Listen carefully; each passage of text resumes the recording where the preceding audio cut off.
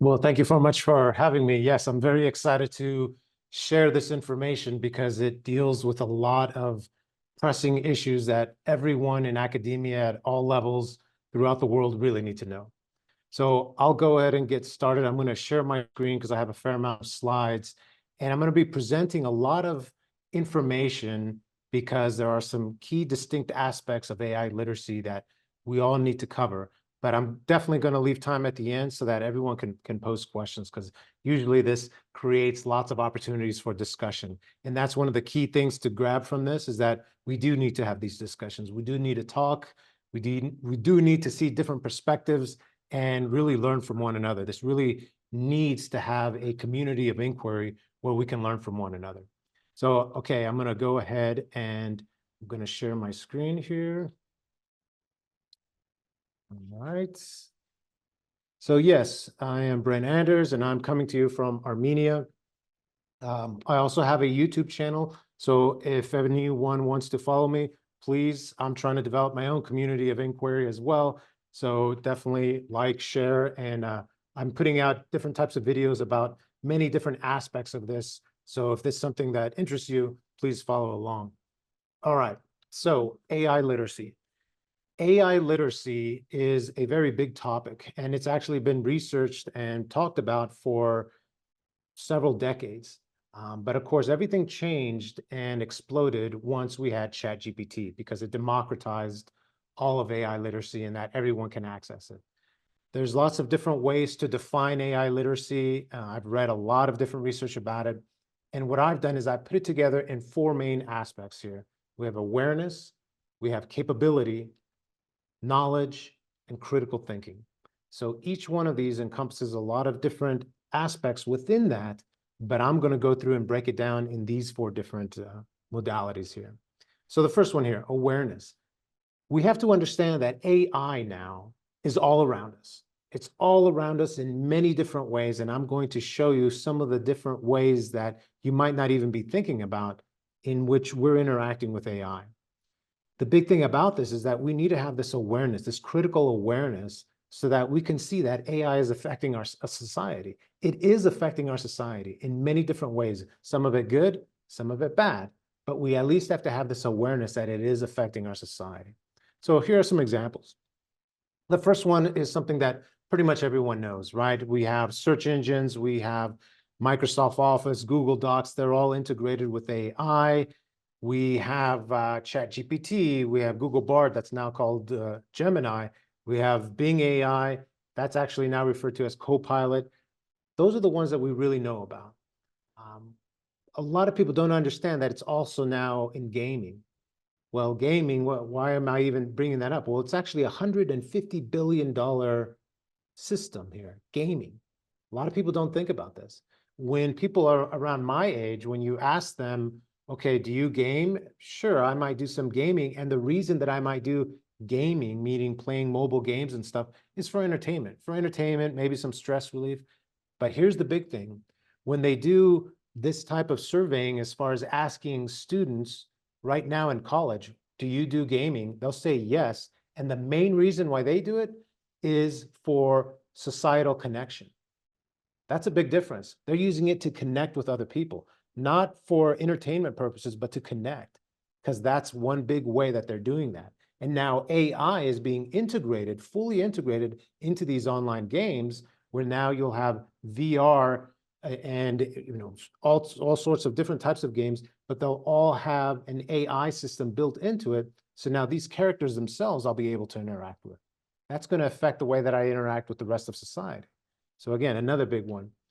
Here's a big one that a lot of people don't think about. HireVue. So HireVue is just one of multiple companies that are now doing job recruitment. So that means that big companies are starting to use an AI system to do all of their recruiting for them, meaning that the AI will review a resume that gets turned in. The AI will now actually be conducting video interviews. And now with HireVue, it does the entire system, the entire process, from recruitment all the way to hiring someone without a person ever even looking. Can you believe that? Yeah. So that means that an individual will fill out a form, submit it, the AI reviews it, and then the AI will send an invitation to the person saying, hey, I'd like to do an interview with you. And then the AI would actually be conducting that video interview, and it'll analyze the person's responses, how they looked in the video, how their movements, their enthusiasm, all of that will get rated. And then from that, a decision will be made whether or not to hire someone. And for a lot of the times, at least 10% of the time with some of these companies, it's being done completely without any type of human input. So no one even looks. So that's an important thing to think about as well, that now we're having some of these major companies doing all their hiring processes completely automated through AI. That's affecting society. Next one, dating apps. Yeah, dating apps. So in the United States, 20 to 30% of all marriages in the United States now result from someone using an online dating system or a dating app. So that means 33% of the marriages in the United States, and it's pretty high for any developing nation. I just looked it up today. The bar graph is going like this for throughout the world. It's getting higher and higher in all nations as far as the use of dating apps to find a romantic partner. So now these dating apps are using AI more and more to decide who should get matched up with who. Think about that as far as affecting society, and that the AI is deciding who should be connected with someone else. What's really crazy is if you look at some of the research on this, they pose this question to a bunch of people and they ask them, hey, if an AI were to tell you that you shouldn't go out with this person, in fact, you shouldn't go out with them at all, would you follow the AI's recommendations? 10% of them said yes, absolutely. Think about that and see how that's affecting society. And you have to remember that if a person starts to use AI in one way, they're going to use it in another way as well, because now they're starting to get more comfortable in its use. Again, I'm not saying whether it's good or bad. I'm just saying that this is an awareness that we need to have as far as how AI is affecting society. Social media, of course, is a big one in that AI controls the social media, what gets sent to your feed, what gets presented to you. In the United States, 70% of the population gets their news only from social media. That has become the new channel of where they get all of their news from. And this is occurring more and more as more people use social media to get all of their information. And then another one here is governments. Lots and lots of different governments are now starting to use AI to assist in the process of governing, whether that's to help with making decisions or to help with giving information to the citizens, to the public. AI is starting to become more and more of a tool that the government uses, again, affecting society. So this is the first key component of AI literacy, awareness, having this awareness that AI is all around us and it's affecting society. From there, we move on to capability in AI literacy. The first thing is knowing that we have to use the right AI. There are many different types of AI. I'm going to be focusing mainly on generative AI. There's lots of other types of AI, but generative AI is the one that we're most familiar with now because of things like ChatGPT, DALL-E 3, Wolfram Alpha, Google Gemini. All these are generative AIs. And the thing to understand here is that each one of them has different capabilities. There's pluses and minuses for each one. DALL-E 3, well, that works to create awesome images. Wolfram Alpha, that's an AI that's designed specifically for math. As these AIs continue to develop, they're starting to become multimodal, meaning that they can do multiple things. They can go from text to text, or text to video, or text to audio, or text to images. You have ChatGPT that the paid version can do so much because it also has plugins. So Wolfram Alpha can actually be connected to ChatGPT, the paid version. Again, lots of things going on. So this is an understanding of what are the capabilities of the AI itself. The other big part of this is the limitations. AI isn't perfect. We have to know that AI can make mistakes. Many people are thinking, oh, it comes from a computer, so it's perfect. Well, no, it isn't. It's ChatGPT. The big thing to understand here is that it's pre-trained on data. On what data? Well, on data from the internet. So if there's any problems with the data from the internet, guess what? It's going to come out in the results. So we have to understand this. Plus, the system itself isn't perfect. Another big part here is understanding how to best prompt the AI. You might have heard this terminology as prompt engineering.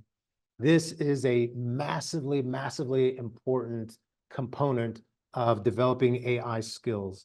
And when I say AI literacy skills, we have to know that AI literacy is skills as well as a mindset. Because again, we have this critical component. Critical awareness means that I'm thinking about it in a certain way. In the same token here, when I'm talking about prompt engineering, I'm talking about interacting with the AI. So I'm going to tell you a little bit more about that because it's so important. Generally, when I give this type of presentation, I just leave it at that as far as, hey, you need to develop prompt engineering. But I want to develop that with you because I think it's so important. So I'm going to give you a little class right now to better understand what I mean by prompt engineering. And basically, it's the idea of that there's two different types of prompts. You have a simple prompt and you have a more advanced prompt. The only difference, it's not a matter of coding or anything like that. The only difference is in thinking about it a bit more. If I'm going to pose a question, well, I have to understand what is the best way for me to pose this question. I have to realize that the person that I'm talking to, they need to understand where I'm coming from. So they need to have all of the back information in order to be able to best answer that question. So that's where a prompt formula, an advanced prompt formula comes in. So here, there are many different types of advanced prompt formula. This is the one that I've created. And as you can see, there's just a few different sections here. But this means that one, I'm going to give it a specific task. I'm going to give it specific instructions, and I'm going to give it a context, reasons, and clarification. So we'll address that here as I give you an example. So here's an example. Simple prompt. What is transformative learning? So if I was to ask this of a regular person and say, hey, what is transformative learning? I might get a response that's pretty good. In fact, if you put this into ChatGPT just like that, it'll go out, look through its information that it's been trained on, and then present you with pretty good information. But it won't be specific to what I really wanted, because I had some things in mind when I asked that question. But again, that's a simple prompt. A more advanced prompt would be something like this. I'm telling it to please act as a university-level instructional designer. Explain the concept of transformational learning and how I can use it in my class. I'm teaching a class on professional communication to university students and want them to really and deeply learn the content so that they can see it in the class, future studies, and in the workforce. Look at the difference between these two prompts. One is definitely simple, one is more advanced. Now, the idea here with this advanced prompt is that I'm putting in all these things such as instructions, context. I'm asking it to assume a certain role. I'm giving it reasons why I'm asking this question. And I'm giving it, again, the specifics that it needs to give me the most correct answer of what I'm looking for. Again, I might still get a fairly good answer with the simple prompt, but with the advanced prompt, I'm going to save myself much more time. And I'm also going to ensure that I'm going to get a result, a response from it that's more specific to what I'm really looking for. And that's the key. So in this example, again, the simple prompt response gives me a pretty good answer, but it's more condensed. It's more simple because it's a simple prompt. Whereas if we look at the advanced prompt response, it gives it to me specific to what I asked for. It's integrating all those different specifics of what I asked.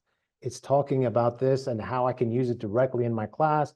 It even mentions, oh, for your professional communications class, think about doing it this way and this way. Along with that, it breaks it down so that I can have a full response. And you see the difference here. These are responses from ChatGPT, the unpaid version, the free version. I like to keep it at the lowest common denominator because most of our students won't be able to pay money. But I also put this into Bing, right, from Microsoft, because they use Copilot. So that's their AI, and that is actually similar to the paid version of ChatGPT. It's using the same backend.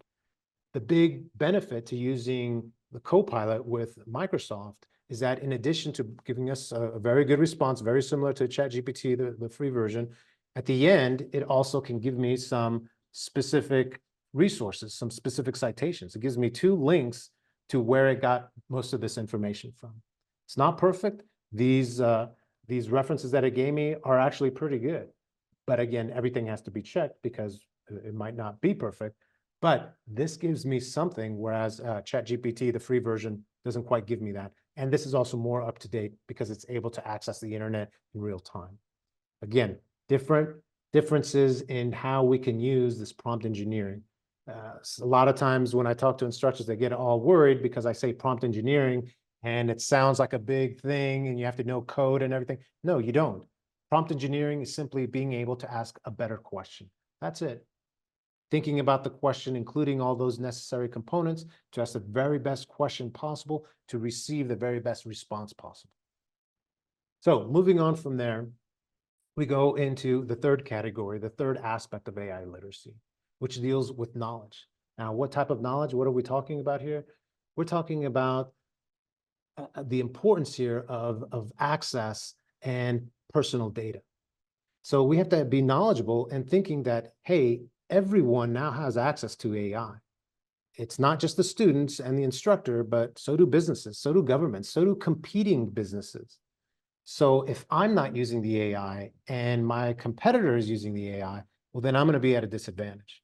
So that's why it's important to understand that, oh, yeah, we do need to know this at least on some level, and we do need to develop our AI literacy. Now, talking about our personal data, we have to understand how safe is my information? How will my information be used? All AIs are different.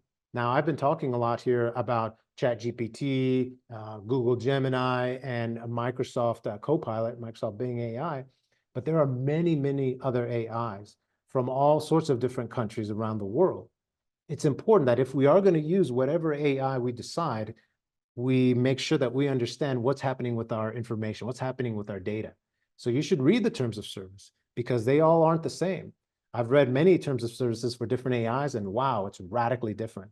Some will say, hey, your information is totally protected.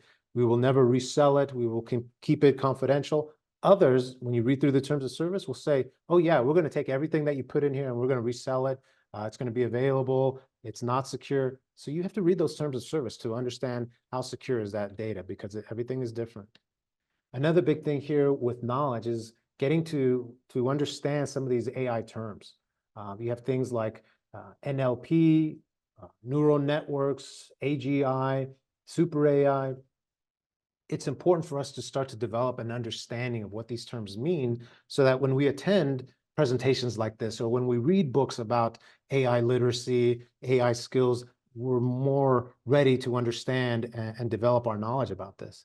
So natural language processing, that is sort of a key development with these AIs, with these generative AIs, and that natural language processing means just that it can process natural language. I'm having a conversation with the AI. In fact, it's designed specifically to be a conversation, meaning that I can ask it one thing. I can use my advanced prompt formula and then ask it again something else, continue the conversation. Oh, change this or modify this variable. I can continue on just like I'm having a regular conversation back and forth. True rhetoric is what I can do with this AI. That's all because of natural language processing. Neural networks. So neural networks, again, sounds big and fancy, but what it means is that the AI is much more than a simple calculator that a lot of people like to use that as an analogy, right? For AI, it's like a calculator. Well, no, it's much more advanced. I used to explain AI when you ask it a question that it's only doing predictive analysis to give you the next word, right? But that's a too simplistic of a definition of what generative AI is. It's actually using a neural network. So that's more similar to how the brain works. Again, we're not there yet as far as being exactly like that, but it's not really doing just predictive analysis. What it's doing is it's breaking everything down that you feed it and then making associations with it, making associations. This represents all of these things that are connected with it. This other word represents all these other things that are connected with that. And from that, it can understand how to put things together and then give you the response that you're asking.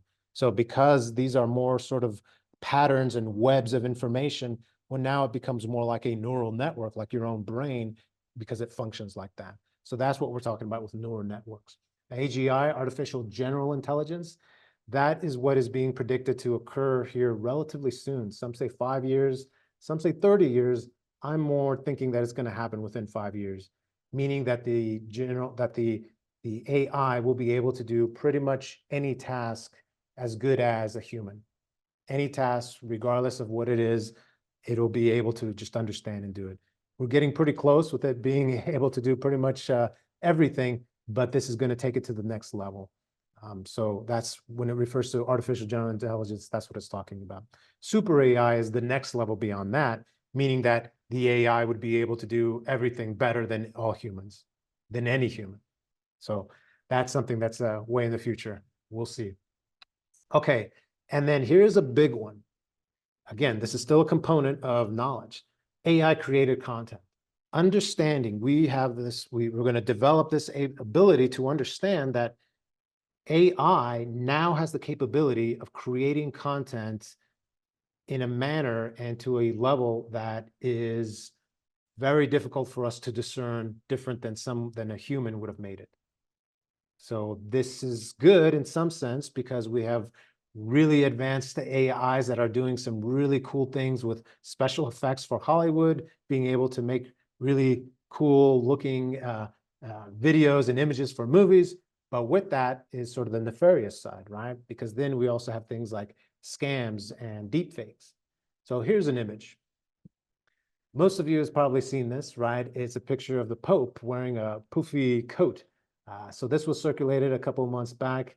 And the thing is, this is interesting, it's humorous, it's entertaining. But the thing is, many people thought that this was real because it's very realistic. It's hard to discern the difference from that. So it's one thing for it to be a deep fake and somewhat entertaining. It's another one when it gets used in a way that might cause people to think differently, improperly because it's fake, right? So we have lots of elections coming up. So when political figures are being put into these fake images from any nation, you name it, you name the party, it's being affected. Now, you have some people that can tell, oh, yeah, this is a fake image, this isn't, but I'm telling you right now, most people cannot tell the difference, especially people that are just looking at it on their cell phone, which most people see everything through the cell phone. I actually got a phone call, not a phone call, I got multiple emails and messages from my friends. I'm former military. I retired from the military about 5 years ago. I got all these emails from when people saw this image here of the French president. And I had a bunch of people calling me from the military saying, my buddies from the military that were still in, and they were so upset. They couldn't believe that the French government security forces would allow the president to be in this situation. They're like, where are their left and right side securities? He should never have been put in this position. And I had to tell them, hey, you do know that this is a fake image, right? They had no idea. They had no idea. So the thing is that this is really affecting a lot of people. And when these images are posted, like all these images were posted and they were posted with the terms fake, right? The person who posted that one about the French president, when he posted it online, he said specifically, hey, this is a fake image. I just made it to represent what's going on. But then it got shared. It got shared without that stipulation. It just got shared as an image. And so you had thousands of people thinking that, hey, this is really happening. This is the situation. So these are real things that are occurring. Now, here's another example of a fake image that was created about a bombing that occurred at the Pentagon. This happened, it got spread all over, and it actually affected the stock markets. Stock markets fluctuated because they thought that there was some major event that occurred. So this has real impact. So that's why it's important for us to develop these skills to start to second guess, to think about, okay, this image that I'm seeing, now that I know that AI could create such an image, I need to double check, triple check to ensure that this is a proper image. This is a real image. What are the sources? Who's sending this? Is this verified somewhere else? That's an important part here. Now, the fourth really important part here, talking about AI literacy, is this understanding of critical thinking. So this might be the most important part, but they all work together. We have to develop this critical thinking within our students. We have to have them have this mindset of always being critical of an AI system. This has to occur. Now, of course, we've been trying to develop critical thinking in our students from the very beginning, but now even more so because this is a super important component of AI literacy. The first part here deals with making sure that they know that any result that comes from an AI should be reviewed and verified. All responses.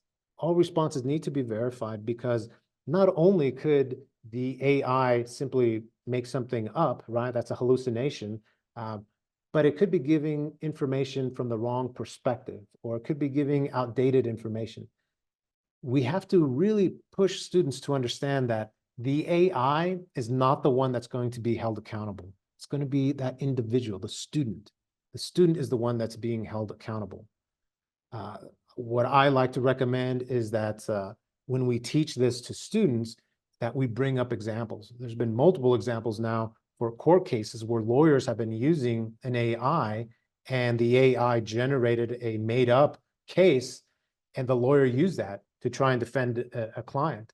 And of course, it got found out, and then now the lawyer got in trouble. So that's an example there of someone using an AI and they being held accountable for the mistake of the AI. That's the big thing that we have to ensure that our students understand, is that in the end, they're the ones that are going to be held accountable, not the AI. We have to understand that we need to work with the AI. The AI is a tool for us to use to enhance our capabilities, but not to replace us. So that's a big thing, and I'll come back to that here in a second as well. Another big part here is that we have to understand the AI. What are the methods? What are the data sources being used? This ties in with other components, but we need to know, well, where is it getting this information from? Did it scrape it just from everything in the internet, to include anyone's blog, to include Reddit, to include Wikipedia? Or is this information coming from research journals, from real books, that makes a big difference in our comprehension of the data of the responses. So that's an important part. We have to know, well, how is this functioning? Is this just a black box that we're getting from the AI, or do we know a bit more about the process? Guardrails. Now, this is a concept that a lot of people don't understand. So this is important for us to develop in our AI literacy. So guardrails are basically a left and right limit of that specific AI. So ChatGPT has left and right limits that are different than the left and right limits of, let's say, Google Gemini or Microsoft Copilot or whatever, Cactus, UAI, all these different AIs that are out there. They all have different guardrails. And what guardrails means is that these are things put in place by that company to prevent the AI from giving you certain information and from presenting it in a certain way. And again, to leaving out certain details. Those are the guardrails. So if you ask it a question like, how do you hotwire a car? In the past, you would have been able to get the answer from ChatGPT, but now they've put up guardrails. Why? Because they don't want to offend anyone, and they don't want to cause anyone to do something illegal, or they don't want to be liable for something. So they'll put up these guardrails. Now, that's great for certain things, but if you're doing research and you're trying to find out information, who are they to put up these left and right limits for you, right? That should be a decision you make. But we have to understand that because it's a public company, they're going to put up these guardrails. So that's an important thing for students to understand as well, as we develop their literacy, in that, hey, you might not be getting all the information based off of the guardrails that are in place within that AI. And again, every AI might be slightly different. So it's not GPT-4, right, or GPT 3.5 that has limitations. No, it has all the answers in there, but it's the ChatGPT, the front face of that's going to be putting in those left and right limits. So if you're doing something more advanced, like an API call, where you're sort of doing a back end access to the information, then it'll be different. But if you're going through an interface like ChatGPT, like Google Gemini or Copilot, again, through their interfaces, then you're going to have those left and right limits, which are guardrails. Here's another big aspect of critical thinking dealing with AI. And this is something that we really have to develop with our students, is understanding bias and ethics. Those are two different parts there.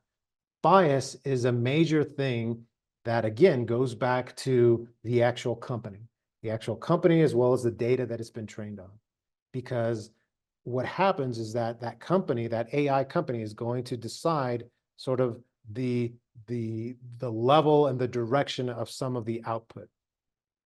A big example that just occurred is with Google Gemini. So they just released an AI system that could create images. Well, they had tried to make it so that it wouldn't be biased, right, when it created images, which is generally a good thing.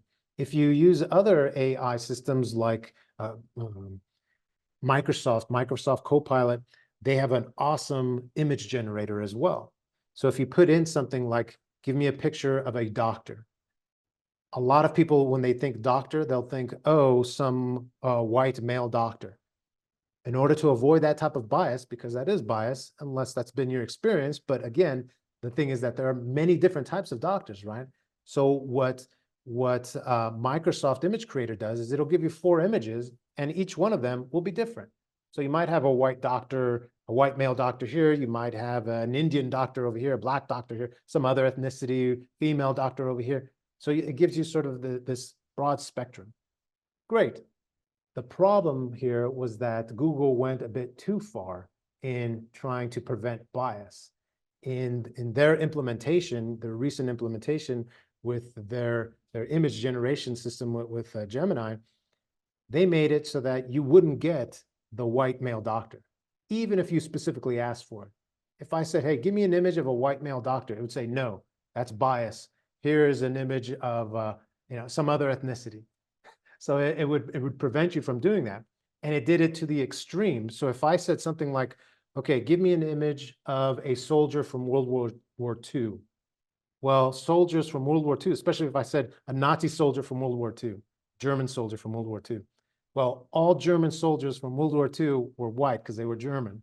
But the system wouldn't do that, again, because it was trying to prevent bias. It went too much overboard, and now it would give you black German soldiers or female German soldiers. That just didn't exist. So now it's giving you historically inaccurate information because it's trying to address this bias issue. So again, we have to make sure that we're critically analyzing every result that we get from the AI, because that could be a problem in itself. Now, that's just one example. We also have to think about, well, the AI that I'm using, where is it from? If I'm using an AI like ChatGPT, well, it is from the United States. It is from California. It is from Silicon Valley. So it's going to be biased in some way towards those people. That's just the way it is. Bias exists in humanity. So we have to be cognizant of that. If I'm using an AI that's created in, let's say, I'm in the country of Armenia. If I'm using an AI that was created in Armenia, it's going to be biased towards Armenia. Same thing with you're using an AI from China, it's going to be biased towards China.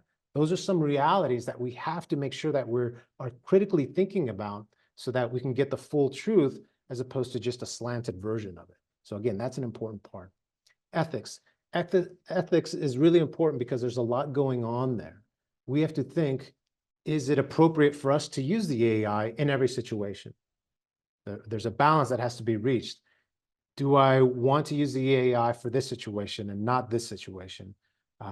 With students, this is a major thing because we have to teach them proper academic integrity, right? There's some instances where we want the student to use the AI, maybe for part of an assignment, but we don't want them to use it for all of the assignment. It all depends on the subject, on what we're teaching them, where they're at in their development. So this ethical component is a major part of critical thinking that we have to ensure that we develop within our students. So again, lots going on with ethics, even things like energy consumption. Where is this AI coming from? How is it being trained? All different aspects of ethics that falls within critical thinking within AI literacy. Another big part here to think about, and again, critically analyze, is this idea of over-reliance. So over-reliance is a real thing. It came out a couple of months ago with a report from OpenAI when they released their GPT-4 large language model. And in there, it talked about over-reliance, how it's a real thing, and it could prevent people from developing new skills, and it could help them to lose certain skills if they become over-reliant on the AI.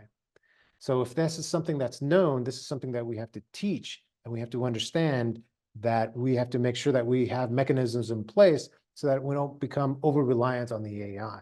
This is critically important as we start to teach students, because we do need to integrate AI in what we teach the students in doing some of the assignments, but it has to be done strategically so that they don't become over-reliant on that. They have to have foundational information. They have to have foundational knowledge of their subject so that they can know what right looks like. So it's this delicate balance of making sure that students understand these components and definitely develop critical thinking in order to avoid over-reliance, because it could issue loss of skills. So those are the four components here. We have awareness, capability, knowledge, critical thinking. Again, each one is separate, but they all work in tandem, and you can see how they build upon each other. So they're all four critically important in order to develop this overall AI literacy skill and mindset. This is what we're talking about. 180.5 million users, and that's just in ChatGPT alone. Microsoft Copilot, 4 to 5 million users. Gemini, 50 million users. Meta, another big player here, they have an estimated 2 to 3 billion users. So, and again, this is only going upwards. It's only going upwards. The current global market value of AI is 137 billion, and it's expected to grow by 120% year over year. So the utilization is just going through the roof. And think about this, all of this occurred within just a little over a year, because in November is when ChatGPT had its first birthday as far as when it was released into the public. So that's a major, major deal that has occurred so quickly. So that's something to keep in mind as well. Now, I've been talking about this and why it's such a big imperative, but it's not just me saying this, right? It's one thing if it's just some guy from Armenia who is the director of Center for Teaching and Learning that's saying that this is important. But no, this is a global issue. You have the European Union, you have the UN, UNESCO, you even have the Canadian government. They made this statement here recently in talking about how we need to, everybody, all citizens and residents need to engage in AI education, awareness, and literacy in order to ensure that AI technologies reflect our common values, democratic processes, and institutions. So again, it's important, and it's coming from the government. You have the World Economic Forum that recently stated that in this crucial moment when AI is poised to transform every aspect of our personal and professional lives, universal AI literacy is imperative. Imperative. The United States, of course, whether it's the Department of Defense or Education, Department of Education, they've come out and said that it's not only important to protect educators and students from possible dangers of AI, but also valuable to support teachers to harness the good and do so in innovative ways. That's the key there. Harness it in the proper way.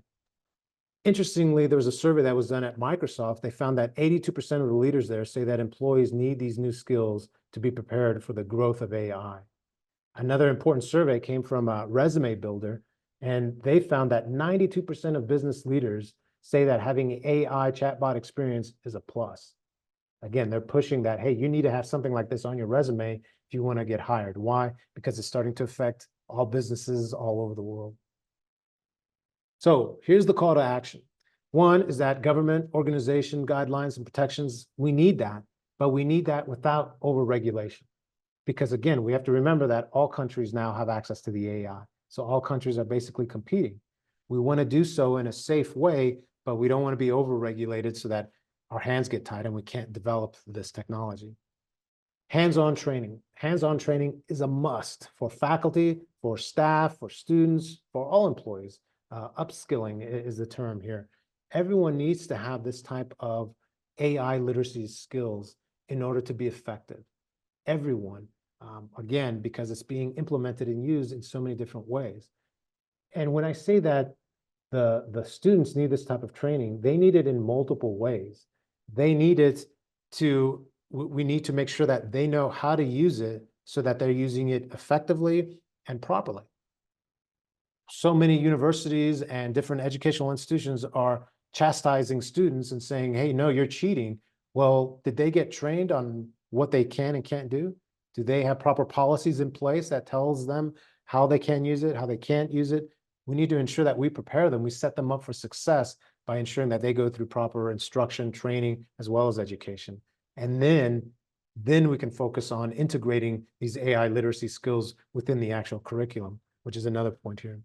policies and guidelines for processes and ethics within the university, within all places, but both the faculty, the staff, as well as students need to understand certain processes. What is allowed? What can they do? Can they put all this within the AI? Is there a certain AI that the institution recommends to use because one is safer than the other? That should all be coming from policies and guidelines as well. And then AI literacy, curriculum integration, what I was saying before. That's the new normal that has to occur. And we have to think about this.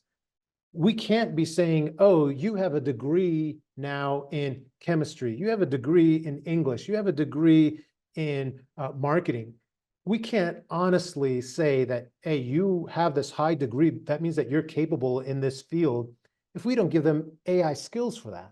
Because as soon as they graduate, they're going to go to try and get a job. And one of the questions that they're going to get when they're being interviewed is, oh, okay, you want to work here. What skills do you have dealing with AI? Now, if they turn around and say, well, at my university, they banned AI and we couldn't use it, that's not going to fly. That's not going to help them to succeed. We have to start to integrate these AI literacy skills within the overall curriculum so that they can develop these skills so that they can confidently say, oh yeah, when I got my degree, most of my projects included some aspect of AI. I needed to use it to access information, to organize content, all these different skills they have to develop with the use of AI. Again, it's a tool that they need to develop and integrate as we do this. The key thing is that our capabilities will be enhanced. Whether I'm an instructor or a student or staff, all capabilities will now become enhanced by this new tool. I have this tool. If I can learn to work with it and I can learn to use it effectively and ethically, well, then I'll be able to do so much more. That's the whole idea. That's the whole push here, is that learning to use AI as a tool. So here's my contact information. The other big thing that I'm always pushing is that we have to develop this community of inquiry. The way that we learn is by having this understanding that, hey, we are in a world that's constantly changing now. There is no, oh, now we learn this and now we don't have to learn anything for a while because I'm at the top of my game. No, next week there's going to be some modifications, some changes, something new. But if we develop these foundational AI literacy skills, that won't change. If we understand these 4 different concepts of awareness, capability, knowledge, critical thinking, that's going to lay a good, strong foundation that whatever changes occur, we can slightly modify and incorporate that into our foundational knowledge of AI literacy. Where do we get that information on what's happening? Well, what new implementations? Well, that comes from our community. That comes from our community, meaning that I love the way that this webinar is international because we can learn so much from all over the world. So that's great. Attend webinars like this, buy books like mine. There's plenty of great books out there talking about AI. I have videos that come out. There's lots of great people on LinkedIn, on Twitter, now known as X, but definitely be part of those communities. Ask those questions, share, be part of spreading the information so that we can continually learn and develop our capabilities so that we can create the best type of educational experience for the student as well as for faculty, for staff, so that everyone can develop and we can accomplish so much more. Okay, thank you. That's all that I had for you. I have there's going to be a bunch of references here in my slideshow, but that's all that I had for you. So if there are questions, I'd be more than happy to answer anything. Sarah, are you there? You ready I am here. I am questions? here. Wonderful. Thank you so much for that. Lots of accolades in the chat there, but there are a few questions here. And I just want to point out that I did put in the chat reference the link to your book and to your YouTube channel. And just to let all the folks know that I will be posting the recording and the slides to our teachonline.ca website. You can find under the webinar series tab. So you'll have all access to that information there. All right, so first question here, Julie asks does anyone know if there is a resource or glossary for AI terms? Oh yeah, there's plenty. Just do a search for that, glossary for AI terms. In my book, I have a huge glossary in there as well. But most of the terms you'll be able to find within an AI itself. So you could pose that too. I would recommend posing it to Microsoft Copilot because it'll also provide you links to where it got that information. but that's a simple and easy way to getting some good glossary information. Yeah. All right, perfect. Thanks for that, Brent. Okay, Kafia asks, how do you recommend boosting AI literacy within academia? Could you share some examples of what institutions have done to increase AI literacy, but also incorporate AI within their mission? Yeah, so it's funny. I'm actually I always have so many projects going on, but so this has been my big mission, right? This has been the thing that has been driving me. Funny enough, 6 months before ChatGPT came out, I really started to get into this idea of AI, and I started to do research. I started to look into what was available on the internet, and I found there were lots of different projects going on, and there was lots of resources for our students to use it incorrectly, to use it inappropriately, let's say. So that was happening 6 months before ChatGPT officially came out. So I wrote an article that said, hey, all of academia needs to fully start to look into this aspect of AI because it's going to drastically affect education. And of course, nobody paid attention. And then ChatGPT came out. Well, when ChatGPT came out right in November, I was like, oh my goodness, this is going to be really a big deal, and it's going to affect all my instructors. Because again, I'm a director for the Center for Teaching and Learning at this university. So I made it my mission to write a book to help them use this in the classroom, to help them understand it and then use it. So I wrote my first book in like 3 or 4 months because I used my my holiday break, right? So it came out in January is when I released the book. So that was only 3 months. And I pushed that out there. And then I went through the process of, okay, I need to affect change, exactly what this question is about. So I've been going through this huge process here at this university to try and address all those aspects. So you have one thing of the very first thing deals with policy. Most universities still don't have a policy that integrates the idea of AI. What I found in my research, because now I'm making another book that talks about integration of AI into educational institutions.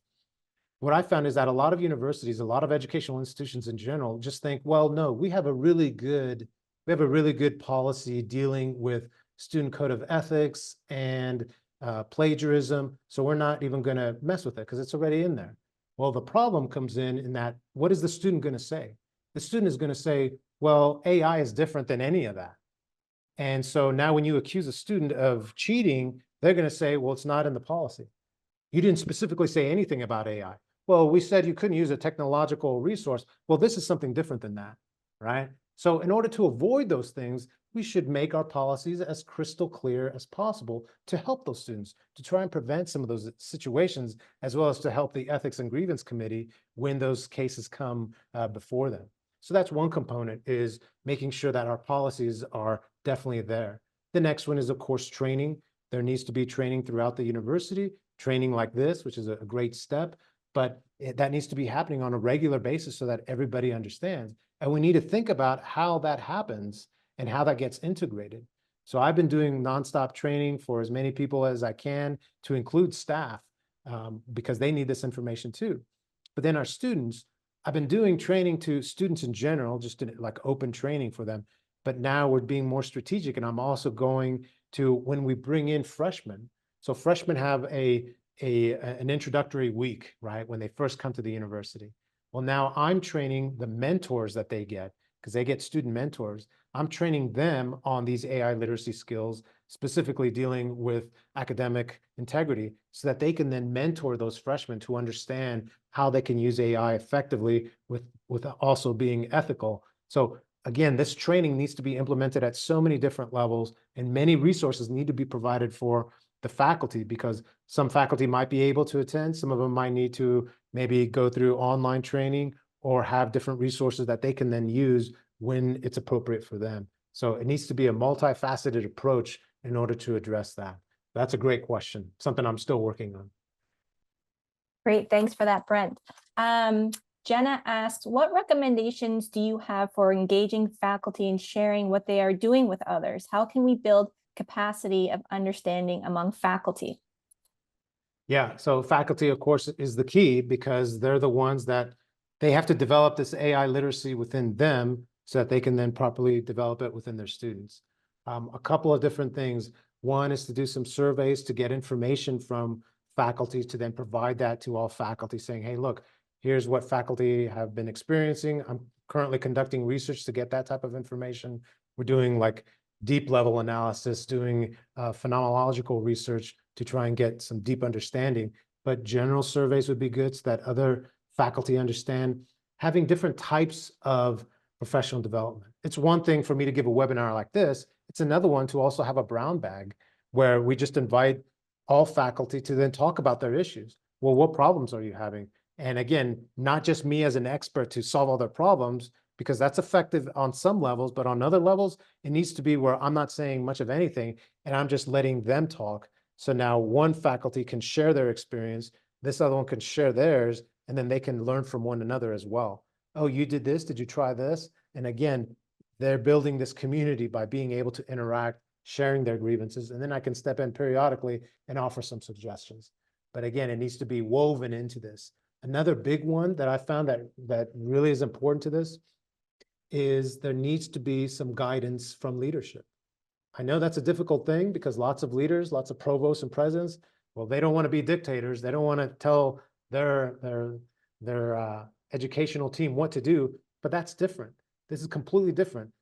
Leadership guidance needs to be something to the lines of, hey, faculty, this is an important thing. Everyone should be exploring and looking into this and seeing how this could be used to enhance education. Here are a bunch of resources that are being developed. Here's a bunch of links. Oh, and by the way, we've modified our policy to help address this.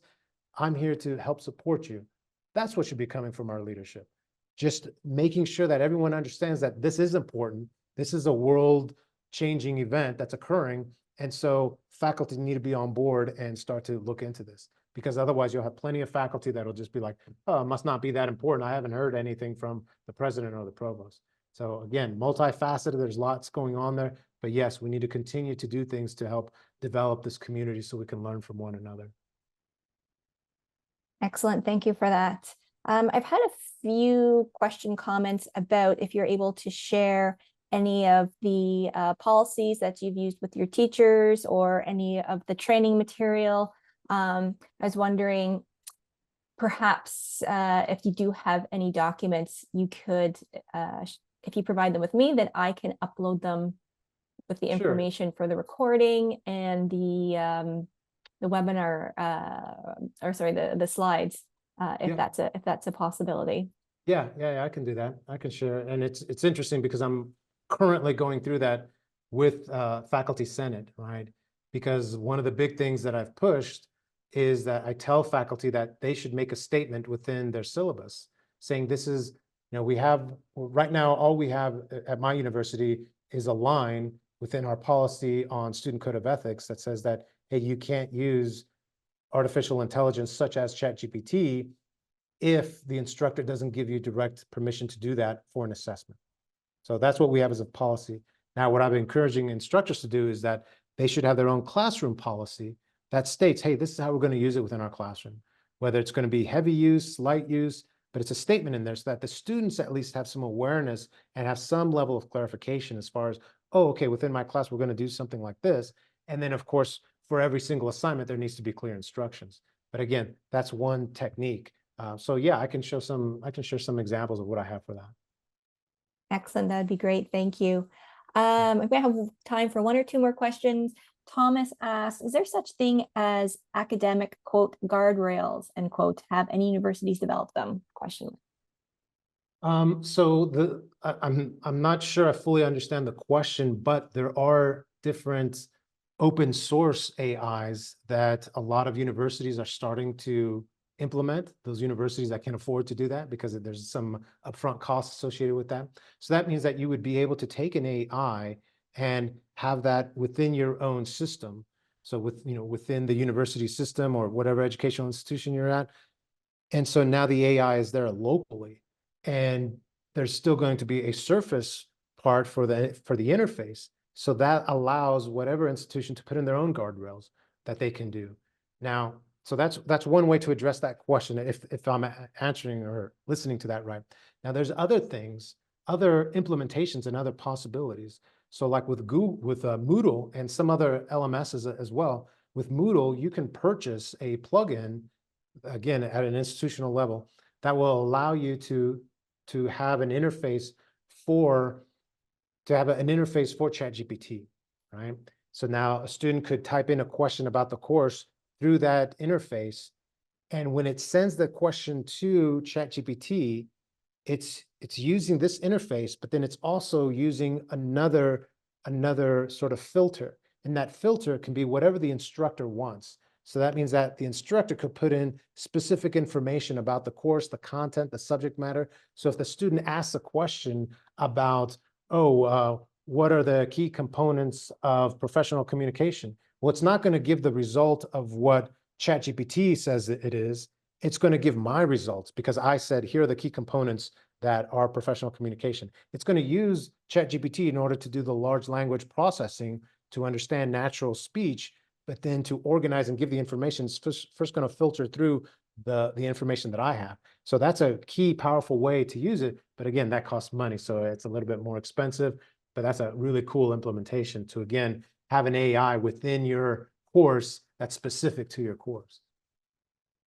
Great, perfect. I'm going to sneak one more in there from Galera. She said, thank you for this brilliant presentation. One of the best I've attended in many months. I Great. am a distance education doctoral student, and my preliminary research question is, how does using AI affect the self-efficacy of higher education faculty who do not speak English as their first language and live in Kenya, Rwanda, Saudi Arabia, Canada, and Finland? With that direction in mind, is there one AI I could if there was one AI I could purchase, what should that be? Right. So, yeah, I would do some testing, right? Because the AIs are constantly changing and sort of evolving. So I would look at ChatGPT, the newest version that you would have to pay for. So subscription to that is $20 a month, and compare that to Gemini, Google Gemini. Again, that's also $20 a month. They all have different systems, and they're constantly trying to do the other languages. The last time I saw it, it was, I believe, ChatGPT was ahead of the ball game with their 4.5 system, and that they're able to again look at many different languages. You have to look to see if that language is available and works well. So again, do different searches to see what other people have said, and then do your own research. And I believe Gemini has a 3-month free trial right now, so I would look into that. But going back to the other part of that question, right, as far as agency, oh wow, there's so much opportunity here as far as agency. But again, we have to make sure that faculty and students understand that, because so many don't even understand that they have this huge force multiplier in their own agency. Within my YouTube channel, this is one thing that I've tried to focus on as well, as far as faculty agency. You have to realize that now that we have access to ChatGPT, we have a university level instructional designer. I've worked with many instructional designers. In fact, I've even been an instructional designer for multiple courses. And it's such a powerful thing to have an instructional designer that you can go to and ask it questions about, oh, what would be some different ways that I can make my class more active learning? What about inclusive pedagogy? What about these type of questions? Oh, I have some behavioral issues in my class. Go to that instructional designer. They can always give you great answers. Now we have that. We have an AI. Now, of course, an instructional designer, a real instructional designer with an AI, that would be even better. But many of us, like at my university, we don't have an instructional designer, but now we do because we have the AI. So I can go to that AI, pose it all sorts of questions, tell it to act like an instructional designer, again, using my advanced prompt formula that I shared with you. And I can pose all these questions and it'll give me really, really good results, really good suggestions, really good ideas that I can use. So that means my agency, my capability, goes through the roof. In the same way, students have that agency as well, because a student could say to the AI, hey, I just learned about Plato's allegory of the cave, and my instructor taught it to me. I read it, but I still don't understand. Can you explain it to me I know I'm a junior in college, but can you explain it to me at the high school level so I can better understand this? And it'll do it. And then I could still say something like, okay, can you give me some different examples, maybe examples dealing with this, or is there some sports examples you can help me? And it'll do it. So whatever the student needs, if I pose the question in the right way, the AI will answer to help me to learn. Again, now the student has this capability. They can also use it as a simulation. That's another big thing that I push in my YouTube channel, talking about how you can use AI as a simulation. So now the student could say, hey, I have to, in class, we're going to have a discussion about this topic, and I need to be able to answer these type of questions. Can you do a simulation where you ask me the questions and then I'll answer, and then at the end, give me feedback on my answers, and it'll go through and do that. So now I can practice at home and be ready for class. Talk about the agency there, the development of that student. They have all this power now within their hands. So yeah, agency through the roof if we know how to properly use the AI, if we develop these AI literacy skills. Yeah. Amazing. Well, thank you so much, Brent. That is all the time we have for today. This has been such a phenomenal session. Lots of great feedback in the chat. So thank you so much, Brent, for your insights and expertise on AI, and for breaking it down into the buckets of awareness, capability, knowledge, and critical thinking. Such a great way to capture and communicate these skills, not only to instructors and students, but to the general public as well. So I know I've learned a huge amount today as well. And thank you everyone for taking time out of your day for joining us. Great engagement and participation in this chat and this conversation. Lots of great comments and perspectives in the chat. So thank you everyone for being really interactive and engaging in this. As I mentioned, I will post the recording and the slides and any other documents that I come by onto the teachonline.ca webinar tab, and the link will also be sent out through the Zoom automated system as well. You'll also find our list of upcoming webinars. Next, we have on April 17th at 1 p.m. how to use AI for course design and assessment. So just kind of dovetailing perfectly off what Brent just said there. So hope to see you there. So thank you again, Brent. Thank you everyone for joining us. And wherever you are in the world, have a great rest of your day or evening or morning. All right. Take care, everyone. Bye-bye. Bye.